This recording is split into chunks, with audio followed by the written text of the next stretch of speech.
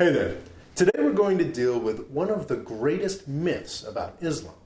We're told that the two main branches of the religion, the Sunni and the Shia, have fought each other forever, and there's nothing we can do about it. On the surface level, this looks right. Sunnis and Shia are now fighting each other as intensely as they ever have. It's pretty horrible. But it's not a story about never-ending 1400-year-old hatreds. It's a story about very recent history and the politics of the past 30 years. The first thing to know is that it's not an even fight. Only 10 to 15% of Muslims are Shia, and they only fully control 2 of the dozens of Muslim countries. If this were an eternal 1400-year-old battle, it would have been over 1200 years ago and all the Shia would be dead. But the United States government really hates Iran. So we're sold the story that this is somehow an even fight, and if we don't help Saudi Arabia and the Sunnis, Iran's going to control everything.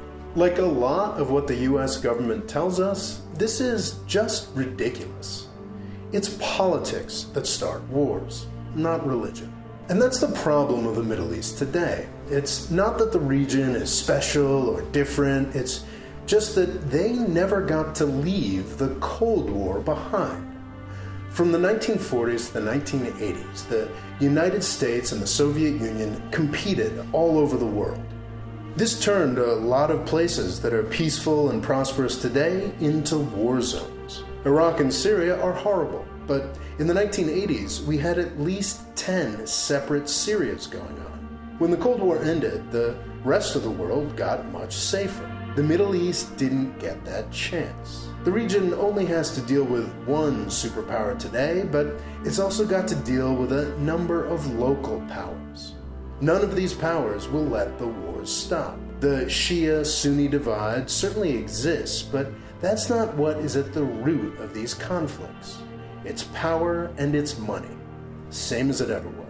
If you want to learn more about the problems of the region, I suggest you check out my new essay, Everybody's Lying About Islam, available now. Also, you might want to chip into my crowdfunding thing on Patreon. YouTube just dramatically cut the revenues of all political and news media channels. If I can't get my crowdfunding dollars on Patreon up pretty soon, this channel may have to end.